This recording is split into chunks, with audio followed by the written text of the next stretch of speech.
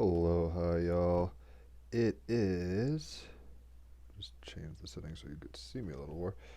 It is a Manipura or solar plexus day, which I'll get to in a second. But today is Friday, Freya's day, ruled by Freya, Venus equivalent in Nordic mythology. Today is Friday, the 20th. Yellow lunar warrior guided by elegance, according to Dream Spell. And it is, like I said, a solar plexus chakra day. So if you're going to be doing chakra work, which I intend to do right after this, be focusing on this. Do all your chakras, but do the mudras, the mantras, and see where that takes you. It's always rather pleasant. I don't know why it's, like we eat every day. Why don't we do chakra meditations every day? It's like that necessary and helpful. So let's go ahead and see what wants to pop. Hopefully you all are doing well. The podcast with Richard Rudd yesterday went exceedingly well. I enjoyed it. So there's that. What wants to pop? We've got the Nine of Wands. Rather apropos. So the sun is in Scorpio. The moon is in Aquarius. Mercury is in Scorpio. Venus is in Libra. And Mars is in Aries. So the Nine of Wands. Wands are fire. So if you're an Aries, a Leo, or a Sagittarius, you're naturally going to resonate with this. But the Nine of Wands is learning to build resilience, right? Toughening up your skin, moving beyond the darkness within you, which we all have. So, but moving past that, pushing through the weariness. You were almost finished, Haley, right? The weariness. Keep on pushing. Nine of Wands. I'm willing to face the darkness and negativity. No bypassing, no escaping, right? The Nine of Wands expresses the courage, self-belief, and vitality required to manage the pain and weariness endured in the ongoing battle with ignorance, judgment, and hostility found in ourselves and others. It speaks of the fortitude required, mental, physical, and spiritual, to see things through when others would abandon hope and give up. The art in the card shows a powerful street fighter in the throes of tackling something dark and foreboding. Throughout history, religions, legends, and belief systems have described how shadowy supernatural entities emerge out of the darkness to interfere and ruin our lives. Kind of reminds me of the demon from Princess Mononoke, right? Ultimately, though, these myths describe how the real battle to unleash our true creative spirit takes place in the mind. It is in the realm of the mind where we must face the supreme challenge, the internal voice, seemingly our own, which shapes our destiny. In the darkest recesses of our imagination lurks the one we must do battle with in order to live fully expressed lives. Our unconscious fears and trepidations are visualized in this art as jet black rip in the fabric of reality, out of which menacing, mechanized hands reach forth to propel a bolt of dark, malevolent energy. We see three golden teeth representing the possibility of freedom from enslavement of the mind. Back in time, when a man bought his own freedom, he would display his freedom and his newfound, quote, wealth by showing how many gold teeth he could afford. Rendering a connection with the devil card, we once again notice the emerald crystal connecting the emerald to the emerald tablet, denoting that this card is another gateway to the secret of the prima materia, the first matter, chaos, space, the dark womb that births life. Rather than the possibility of the secret wonder located beyond duality falling into the hands of the devil, here it conveys the potential of incredible freedom. As described in Martin Rowland the Younger's 1612 Alchemical Dictionary, the prima materia is comprised of all colors and potentiality, all metals. There is nothing more glorious in the world, for it induces itself and gives birth to itself. As in the works of alchemy, we too contain the potential for every color, every sound, every form, touch, feeling, sensation, and beyond. We too carry the same directive to give birth to ourselves. The Ouroboros eats itself. We're also reverse toroidally giving birth to ourselves.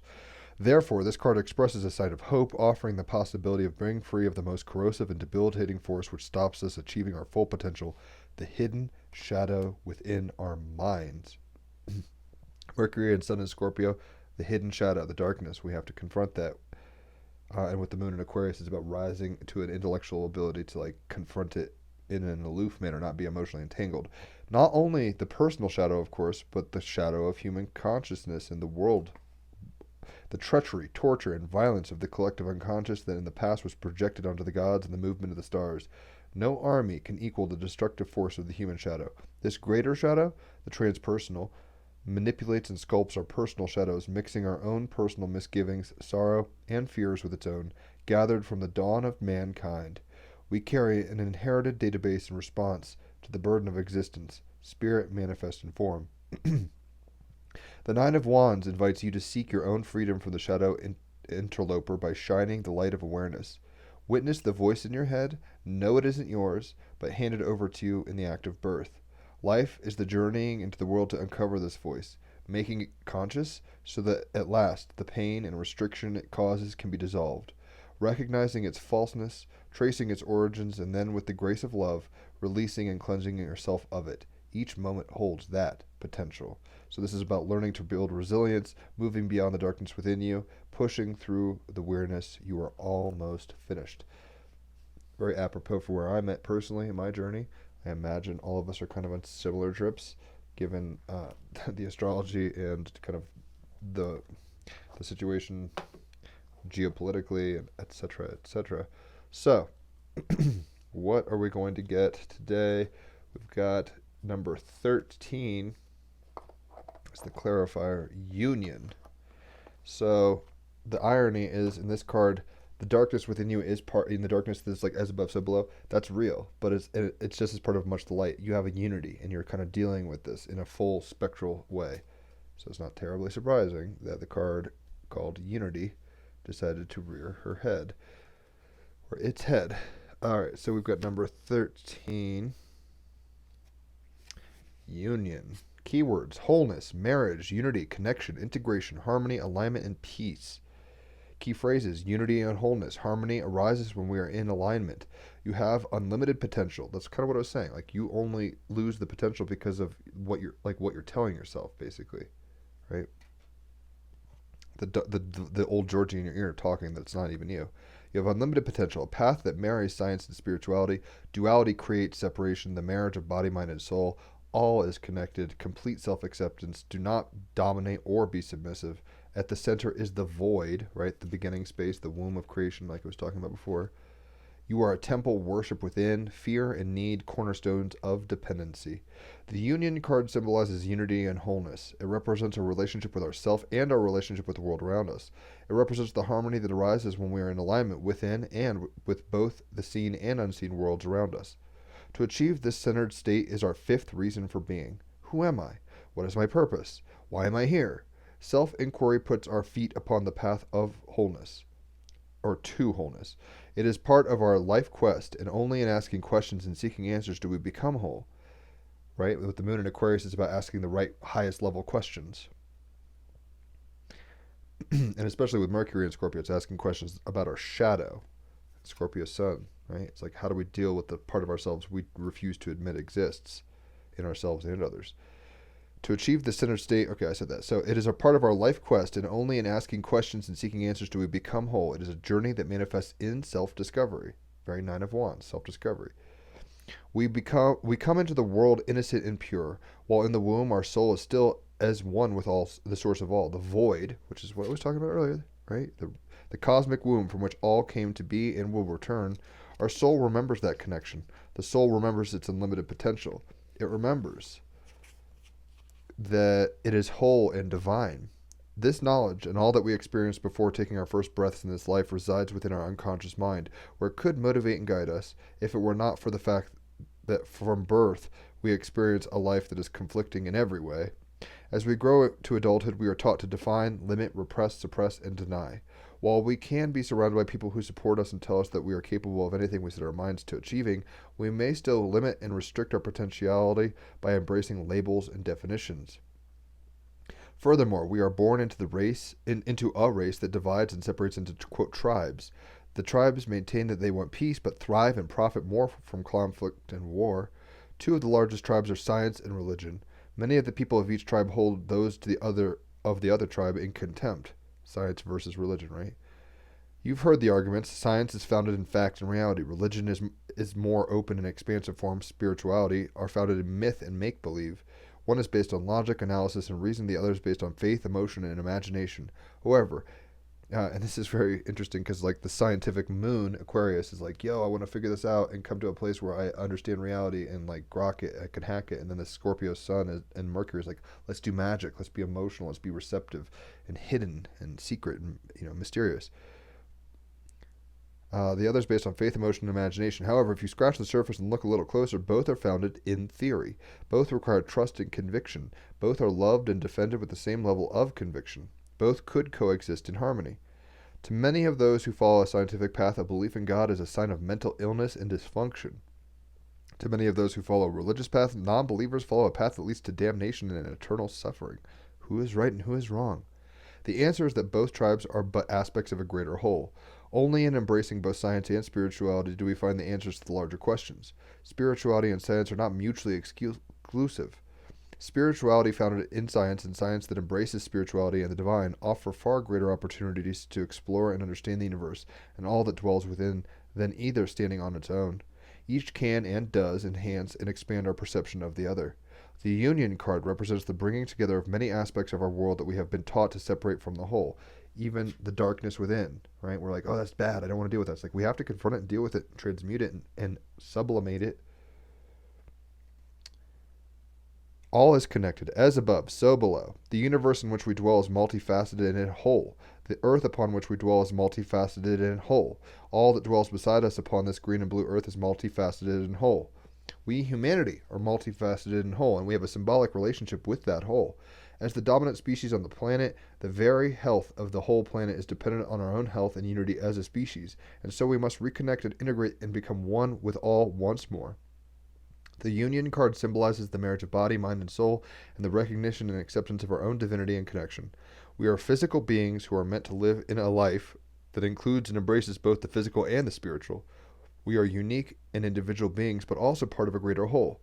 We are told that love is all, and that at the center, when all is in harmony and alignment, there is only love. But while love is important, at the center there is only the peace and stillness of the void.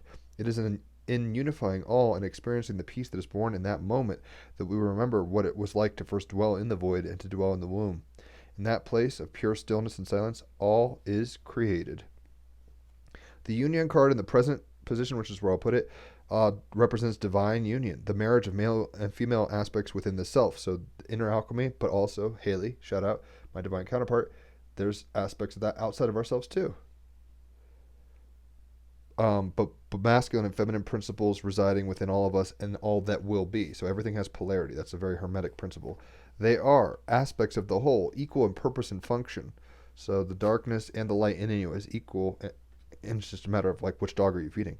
You yourself are both masculine and feminine, regardless of physical, gender, or sexual preference. And for unification and creation to be achieved, each must be present and honored equally.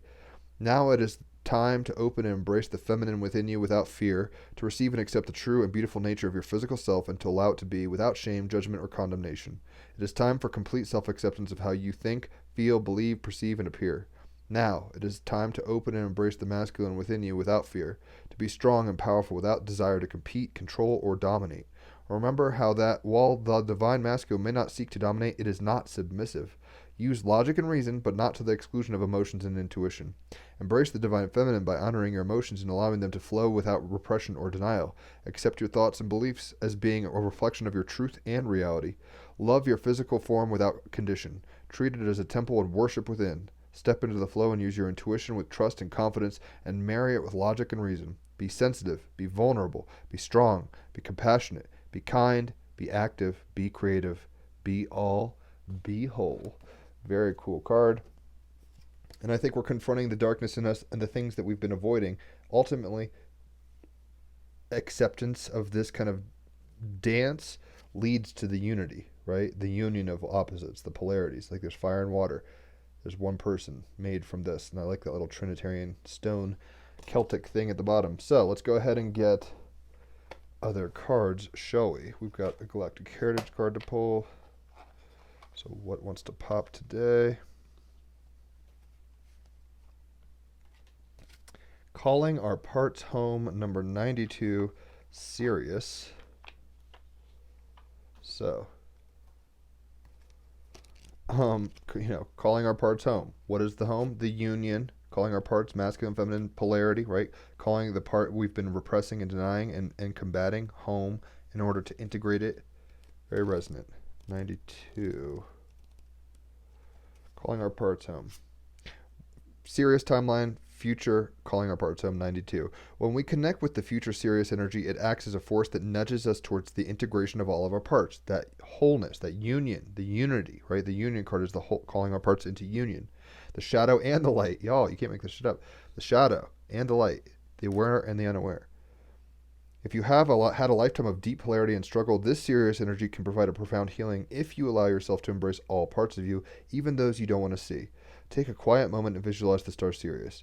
With each inhale, breathe in its energy. With each exhale, release old, separated parts of you into the light of Sirius. In doing so, you call all your parts home.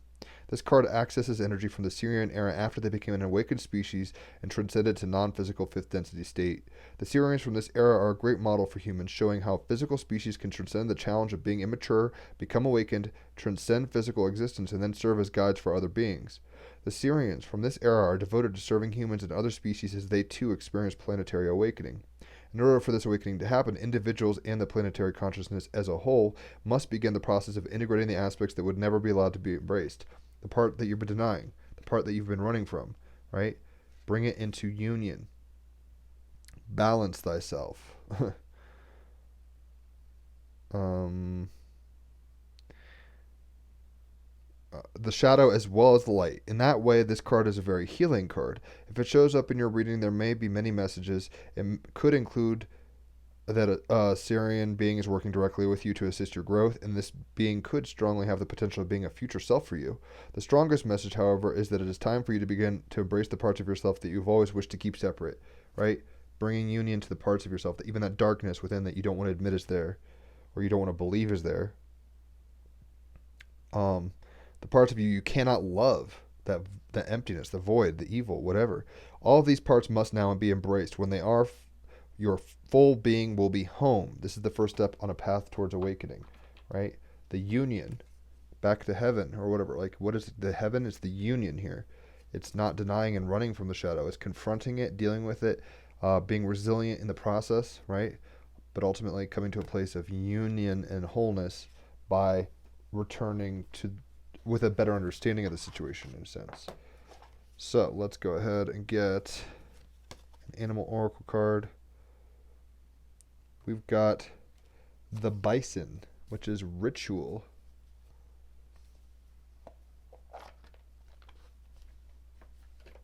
Number 35, how old I am at the moment. So 35, okay. Bison, ritual. Just make sure y'all could see this. Oh, that did not help. Did anything I just do help at all? That kind of helps, but that's too bright. You'd think. That's good enough. All right, ritual. Live with authenticity and peace. Do not live how other people wish you to live. Your life is yours. Bringing the peace of ritual into our lives can heal us. Nourish yourself and develop habits that are beneficial and useful for you and your family. So do what you need to do, but do it in an awareness of others. Mythos. The chief of the Lakota tribe was trying to lead his people through a time of great famine. The buffalo had deserted them, and no rain had fallen. He decided to send out 2 strong scouts to look for food. As they traveled through difficult country, they found little, but they kept going. Right? So it was saying like, oh, the struggle's almost over. Keep being tenacious. Don't give up. That's them. They were like, oh my God, we've got to find some food and call it home. Because those who have and those who have not, the union of the tribe is at stake here.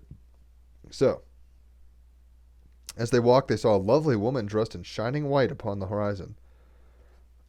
It's not quite shining white, but here's a lovely woman shining in white with bat wings or whatever's going on here. One of the scouts immediately lusted after the woman and shared with his companion that if she was as beautiful close up as she looked from afar, he would seize her as his wife. The other scout saw beyond any desire and thought the woman looked otherworldly and perhaps was a sacred being. He shared his opinion with his friend and warned him against offending the young woman. Today is a solar plexus day. It's like, where's your will? One guy's like, I'm going to do what I want. And the other guy's like, maybe you should respect and honor her will too. And honor that, sacredness. It was soon clear that the first scout would take nothing of the second scout's advice. The first scout tried to hug and kiss the woman, and quickly a thick white fog enfolded them. Soon the cloud dispersed, and only the woman remained. The second scout became terrified and drew his bow in defense. However, the young woman soothed him in his own language and told him there was nothing to fear. As she allowed him to step closer, he saw dry bones of his more impertinent companion. Again, the scout became afraid and drew his bow, and again the woman calmed him and explained that she was a divine, a wakan, and that she could not be harmed by his bow. She introduced herself as Tessin-Wee, or White Buffalo Calf, and assured him that if the Lakota did all that she asked, they would have a better and more prosperous and more peaceful life. White Buffalo Calf taught the Lakotas the right way to live and worship. She was also responsible for introducing the sacred pipe, the Chanunpa, and the profound ritual that accompanied it. The animal. There are two kinds of bison, also known as buffalo, left on Earth: the American bison and the European bison. They are all herd animals. The American bison is native to North America, with a range that once extended right across America and into Mexico. They were a plentiful and key animal for the indigenous peoples, gifting them fur, pelt, horn, bones, and meat. These indigenous societies, particularly the Great Plains First Nations, moved seasonally and according to where the bison would roam, so meat would be readily available even in extreme conditions.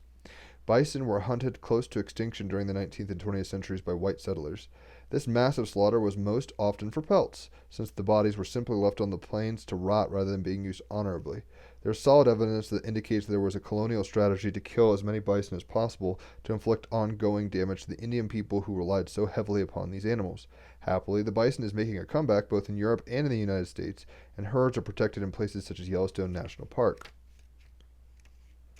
Bison are very stoic animals, able to withstand extreme cold and heat. They have thick fur and huge heads, which they swing from side to side to clear the snow so they can get to the grass underneath.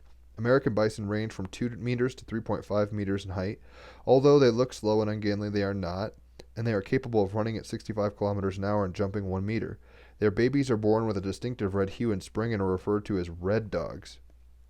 The magic. The magic of the bison is an ancient one that asks us to put aside every day and connect with the natural world and that of the spirits. Having everyday rituals is an important touchstone for mental and spiritual help.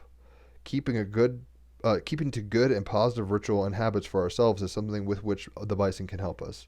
Symbology: horns, milk, humped back, woman dressed in white, buffalo skins, and the status is near threatened and vulnerable, is what it's saying. So having rituals that call our parts home to the unity that exists inherently, but we're kind of forgetting because we've kind of played this duality game and we're like, oh, there's something inside me that I'm ignorant of, allows us to live more fully. So make it even a ritual to try to confront shadow every day and be like, shadow work, right? It's like, what am I ignorant of? What am I, ask other people, how do you think I can grow? You'll be surprised what they say. Might not even feel good. You might be like, shut up, you don't know me. And it's like the ego defending itself. It's like, no, people can be very good reflections. That's what they are inherently. So don't doubt what sometimes people tell you. Salvador Dali. This shows polarity, right? The black and the white ants, the white hourglass. And it's funny because it kind of looks like, in a very weird way, like that could be like the black ants, right? Or it's like kind of coming off on this spindly legs. But like, you see what I mean? Maybe not. And union of those opposites, calling our parts home, though, with the ritual that is the maestro of art, Salvador Dali. He made a ritual of art. He didn't just do it. He said, I don't take drugs, I am drugs, or whatever, something like that. Crazy guy who is really important. Everybody knows who Dali is, so don't really need to stress that. Salvador Dali was a technical wunderkind, very moon in Aquarius, right? Where it's like, I'm going to be so far out, I'm alien. But I'm going to get into this stuff about the subconscious and the unconscious mind, the hidden dark parts, Scorpio, Sun, and Mercury. And a relentless bombast who led the European surrealist movement, mustache first, Mars and Aries. He was relentless. Dali scavenged his innermost hallucinations, Scorpio, Sun, and Mercury, to create his frighteningly detailed paintings of subconscious imagery and wild experimentation of film, even pushing the limits, right? A moon in Aquarius, being a rebel and a freak in that sense. He was deeply inspired by discoveries made in his lifetime, from Freud to quantum mechanics. When not working, Dali was either apologizing for his publicity stunts, apologizing for apologizing, or refusing to apologize. Sounds like some kind of Venus in Libra situation to a degree. The Persistence of Memory, Dali's most cited painting, depicts a desert of melting clocks, all telling a different time. Government officials use this painting to train undercover narcs to chill during a bad trip. Ha ha ha. So, tap the unconscious and pray it isn't boring, is the advice we're getting. That is what the darkness is, the unconscious, what we're not aware of, the void, right? You could tap into that today very powerfully, I believe. If you so will, solar plexus, if your will is to tap into the darkness, you can, and like kind of balance it, bring it into union with yourself. Call it home. right? Maybe make a ritual, meditate, chakra meditations, guided meditations, however you might want to ritualize this moment, and ultimately tapping into the unconscious and praying it isn't boring. Like, make a ritual of trying to search yourself, right? Know thyself is the maxim. So how do you know the parts of you that you don't know about? This away. So the stone we're getting is adventurine. So let me read what that's all about.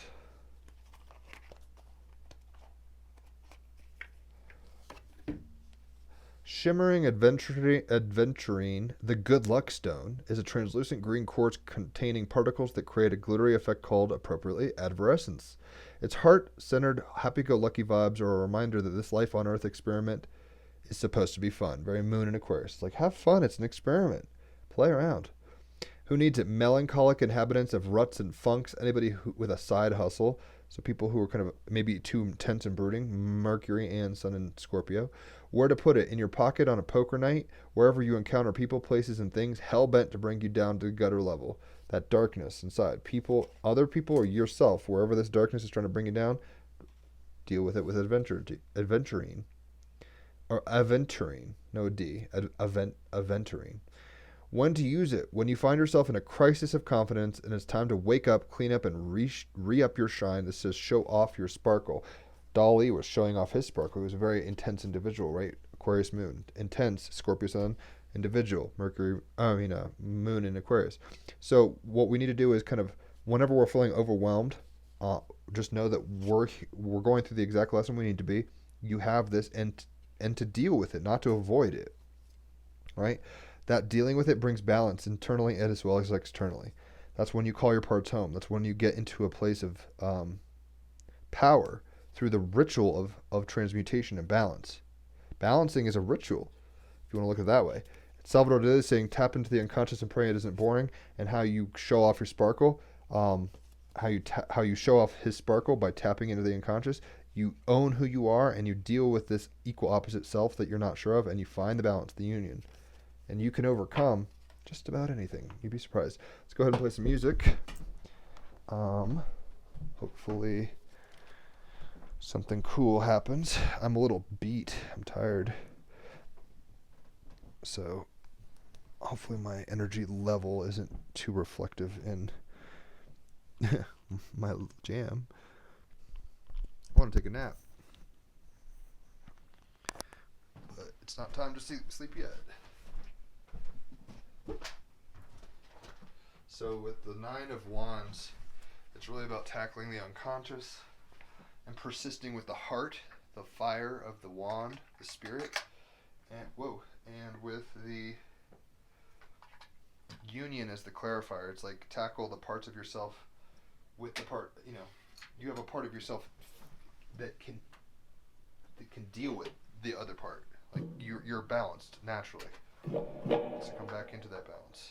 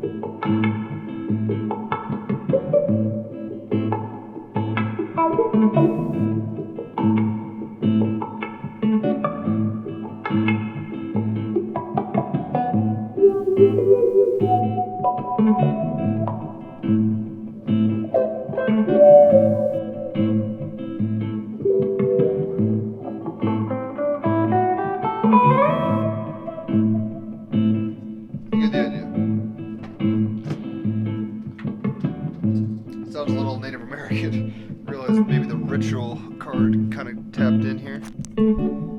But I was trying to show, like, we kind of blithely go along and then we confront the shadow. So the first kind of 2 jams are like, oh, everything's okay. Because they kind of did different parts, and it's like, oh, then it gets to a place where it's like, we can overcome this, but we have to choose to do it. We have to choose, and we have, that's why we're alive, to embrace the shadow, to confront it, to alchemize it, to ultimately bring union to those perceived parts that are different. We're here to call home these parts. The most evil part of you is here to be blessed, brought back to the light, and the most light part of you is supposed to be humbled to the degree where it's like, you're human. Right? Make a ritual of this existence. Try to understand that tapping into the unconscious, which is the parts of ourselves that we don't want to see, admit, or even realize that are there, do that and pray it isn't boring. It won't be. So it's like that's what real shadow work, psychological kind of healing, trauma healing is. Show off your sparkle so you have an element of yourself where you can kind of act like a cowboy. He has a cowboy hat. Act like a cowboy. Show off your sparkle by coming into fuller union. The polarity is an illusion, y'all. Call it home. Make it a ritual. Make, high some of the white, high some of the dark. I bring it into union, balance. Tap into the unconscious, pray it isn't boring, and be your sparkly ass self. Know that every part of you is acceptable and loved. Every part of you is one, but it's just like splits, and you just kind of bring it back in together and then wiggle your way through life. Hopefully that makes sense. So, check out the podcast. Love it. Richard Rudd was on yesterday. You'll love it too. Team Rabbit Hole podcast. We're at episode like 183 or something crazy now. Hit me up for readings if you want. Love giving them. I think the next chart reading I have to give is to Stacey DeMarco, which should be fun. So jump on that. It's a lot of fun. 2 or 3 hours for a chart reading, 30 minutes to an hour for card readings, and really reasonably priced. So it's like $33 for cards and $88 for a chart, which is, for the time and the power you're going to get out of that, really reasonable. Holler, enjoy the day, and ultimately know that you have shadows to confront. Don't avoid it. The longer you avoid it, the less calling your parts home and unified you can be. And that's really the goal of this video game at this point. So enjoy the fucking ride and call your parts home. All of them. Bye.